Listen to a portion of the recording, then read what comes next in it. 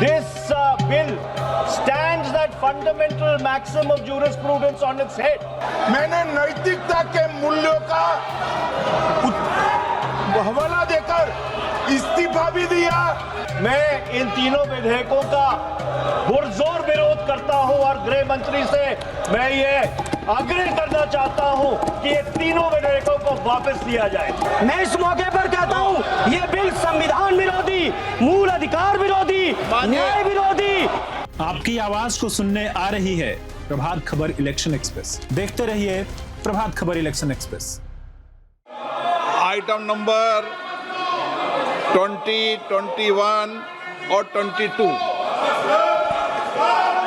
महोदय, मैं प्रस्ताव करता हूं कि भारत के संविधान का संशोधन करने वाले विधेयक को पुनर्स्थापित करने की अनुमति दी जाए। महोदय, मैं प्रस्ताव करता हूं कि जम्मू कश्मीर पुनर्गठन अधिनियम 2019 का संशोधन करने वाले विधेयक को पुनर्स्थापित करने की अनुमति दी जाए।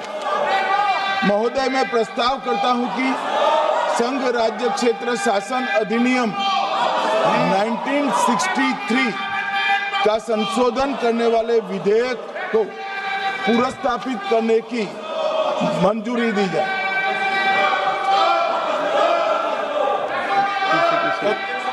कर दिया। श्री असाउद्दीन ओवैसी जी। Sir, I stand to oppose the introduction of J&K Reorganization Amendment Bill 2025, Union Territories Amendment Bill 2025, and the Constitution 130 Amendment Bill 2025, sir. Sir, this violates principle of separation of powers, due process, undermines the right of the people to elected government. Sir, it gives executive agencies a free run to become judge and jury executioner based on flimsy allegations, suspicions, sir. Sir, only when an offence is proved beyond reasonable doubt, then only you can leave the post and the membership. But here a mere accusation, allegation, the punishment of losing one ministerial post will follow. Sir, Parliament democracy's chief ministers and ministers can only be removed through true means. First, executive prime minister can recommend their removal if the second council of ministers lose confidence of the legislature. Now this bill would empower the unelected executive bureaucracy to play the role of legislature. Sir, it undermines representative parliament democracy. This amendment would leave the minister and CM at the mercy of executive agencies. The severity of the amendment is not only in the fact that one loses their position if they are arrested, but even if they are detained. Detention and administrative action doesn't require an offence to be made. Sir, the chief minister will not be able to accountable people. I want to know from the Honourable Home Minister, as he read Article 74(1), which says that the Council of Ministers headed by the Prime Minister to aid and advise the President who shall, in exercise of his function, act in accordance with such advice. Now, this bill clearly violates 74(1). Sir, this is the 1933 Gestapo movement. When Gestapo was found in Germany, this government is hell-bent on creating a police state. This will be a death knell and leash on elected government, sir. Indian Constitution is being amended to turn this country into a police state. BNS 152, the Home Minister promised in this House that sedition would not be used. Section 316, Section 9 of BNS, PMLA Section 4, all these can be used to destabilize an elected government, sir. That is why I oppose the introduction of all these three bills. This is nothing but creating a Gestapo to ensure that our democracy does not survive. And may I tell the Honourable Home Minister, despite his promise on BNS 152, 152 has been used against a senior journalist, Siddharth Vardhan, Assam also. That is why I oppose this introduction of three bills, sir. Thank you. Tiwari. Speaker, sir, I rise to oppose the introduction of these three bills under Rule 70(1) of the Rules of Procedure and Conduct of Business in the Lok Sabha. This bill is squarely destructive of the basic structure of the Constitution. अध्यक्ष महोदय, भारत का संविधान का जो मूलभूत ढांचा है वो ये कहता है कि कानून का राज होना चाहिए. There should be rule of law. और उस रूल ऑफ लॉ, कानून के राज की बुनियाद है कि आप बेगुनाह हैं जब तक आपका गुनाह साबित नहीं किया जाता. you are innocent until proven guilty. This bill stands that fundamental maxim of jurisprudence on its head. It makes an investigating officer the boss of the Prime Minister of India. The second ground on which I oppose this bill, it violates Article 21, the due process clause. FIR, arrest, charge sheet, and even framing of charge does not in any manner substantiate guilt. In fact, you plead not guilty only after charges are framed against you. This bill turns the fundamental jurisprudence of Article 21 on its head. Number 3, it distorts parliamentary democracy, which is again basic structure, by displacing will of the people through mere custody, bereft of judicial determination. अध्यक्ष जी, ये बहुत ही संवेदनशील विधेयक है. मेरे 2 बिंदु और हैं, मुझे कृपया. ओके. चौथा, on the fourth ground is it opens. Please माननीय सदस्य, आप नियम 72 के तहत विरोध कर रहे हैं. अध्यक्ष जी बिल्कुल. जब कभी बिल आपका सदन में आए, जब आप डिटेल में चर्चा करते हैं. अध्यक्ष जी, अभी नियम 72 के विरोध के बाद सारांश बोलने की परमिशन दिए. जो रूल 72 है वो 2 चीज कहता है. एक लेजिस्लेटिव कॉम्पिटेंस, एक general opposition of the bill, जिसकी स्वीकृति आप दे सकते हैं.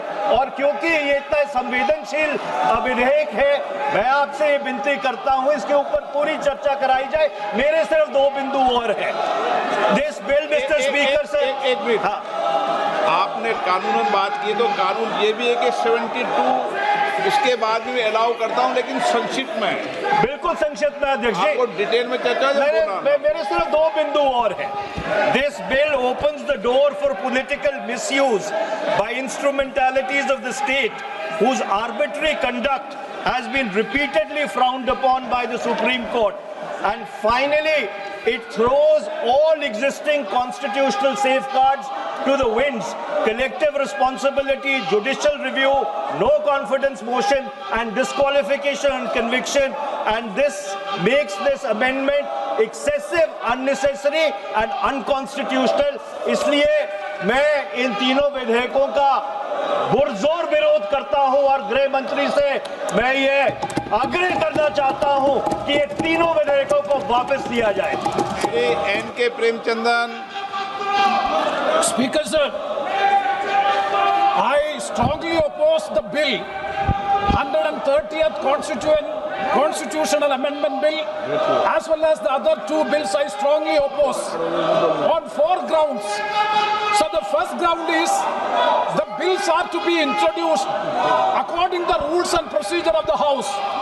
The bill is not circulated among the members. Yesterday after 1 o'clock we have received the copy of the bill, and I would like to know from the Honourable Minister, what is the undue haste and urgency in bringing such a constitutional amendment bill? What is the emergent need of having such a bill? That means the introduction of the bill itself is lacking bona fides. The bill is lacking bona fides. That is why I would like to say that this is with a mala fide intention to destabilize the opposition ruled states in various parts of the country. Number one. एक minute. माननीय अध्यक्ष जी, प्रेमचंद्रन जी कह रहे हैं कि जल्दबाजी में लाया गया. इसका सवाल इसलिए नहीं उठता कि मैं इस बिल को संयुक्त समिति को सौंपने की दरखास्त करने वाला हूं. इस पर संयुक्त समिति जो राज्यसभा और लोकसभा पक्ष और विपक्ष सभी सांसदों की बनेगी, जो इस पर विचार करेगी और आपके सामने लेकर आएगी.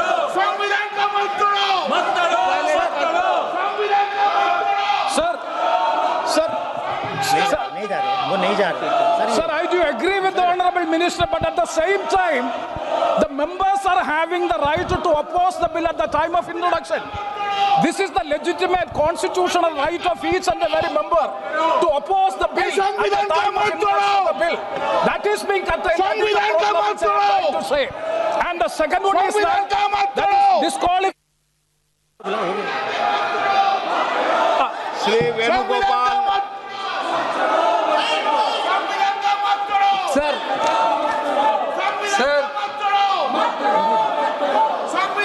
Sir, I rise to oppose the introduction of the Constitution Amendment Bill 25, the Government of Union Territory. Sir, this bill is to sabotage the federal system of this country. This bill is to sabotage the basic principle of the Constitution of this country. Sir, BJP people are telling this bill is to bring morality in politics. Can I ask a question to the Honorable Home Minister? When he was the Home Minister of Gujarat, he had been arrested, sir. Whether he took the morality of that point of time, ये विषय नहीं है माननीय सदस्य। morality of that point of time. गृह मंत्री जी, अब मुझे सुनो जरा, मुझे सुनो गृह मंत्री जी, मुझे सुनो ना, पहले बैठ जाओ। प्लीज। हाँ, गृह मंत्री जी। माननीय अध्यक्ष जी, मैं रिकॉर्ड क्लियर करना चाहता हूं। मुझ पर झूठे आरोप लगाए तब अरेस्ट होने के पहले मैंने नैतिकता के मूल्यों का हवाला देकर इस्तीफा भी दिया और जब तक मैं कोर्ट से निर्देश नहीं हुआ कोई संविधान पद मैंने स्वीकार नहीं किया। ये क्या सिखाते हैं नैतिकता में? मैं तो इस्तीफा देकर गया था और मैं तो चाहता हूं कि ये नैतिकता के मूल्य बढ़े। हम ऐसे निर्लज्ज नहीं हो सकते कि हम पर आरोप लगे और हम संवैधानिक पद पर रहें। अरेस्ट के पहले मैंने इस्तीफा दिया है। माननीय सदस्य, आप बिल पर बोलिए। आप 72 के नियम के तहत बोलिए। Sir, this name है, आपका डायरेक्शन है। 19 आप 72 नियम के तहत बोलिए। सर, माइक नहीं है सर। नियम के तहत बोला आप 72। सर, this आपका डायरेक्शन है 19A, 19B। हाँ है। South around call भी है। हाँ। Very clearly telling at least 1 week notice is needed for introducing a bill. Sir, I am telling that this bill is to target the opposition ruling government. This bill is to threaten the people like Nitish Kumar and Chandrababu Naidu. This bill is to blackmail. Sir, out of sir, my point one. आप माननीय सदस्य, आप 9 चलिए।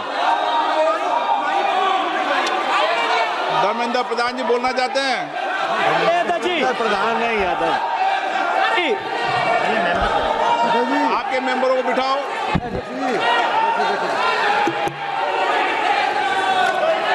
धन्यवाद अध्यक्ष जी। मैं ये जो तीनों के तीनों विधेयक आए हैं, संविधान का 130वां संशोधन विधेयक 2025, 1 मिनट, संघ राज्य विधेयक, देश देख रहा है आपको। संघ राज्य शासन विधेयक 2025, जम्मू कश्मीर पुनर्गठन विधेयक 2025, इन तीनों का माननीय अध्यक्ष जी अपनी पार्टी, अपने नेतागण अखिलेश जी की ओर से पुरजोर विरोध करता हूं। और विरोध इसलिए करता हूं माननीय गृह मंत्री जी, बहुत नैतिकता की बातें कर रहे हैं आपने भाषण दिए थे चक्की पी सिंह महाराष्ट्र में, जिनको लेके डिप्टी सीएम बना के घूम रहे हैं आप। इसलिए अध्यक्ष जी, मैं इस मौके पर कहता हूं ये बिल संविधान विरोधी, मूल अधिकार विरोधी, न्याय विरोधी। माननीय अध्यक्ष जी, मैं प्रस्ताव करता हूं कि भारत के संविधान का संशोधन करने वाले विधेयक, संघ राज्य क्षेत्र शासन अधिनियम 1963 का संशोधन करने वाले विधेयक और 2019 का और संशोधन करने वाले विधेयक को माननीय अध्यक्ष जी द्वारा नाम निर्देशित किए जाने वाले इस सभा के 21 सदस्य और उपसभापति द्वारा नाम निर्दिष्ट करने वाले 10 सदस्यों के मिलकर बनने वाले सभाओं की संयुक्त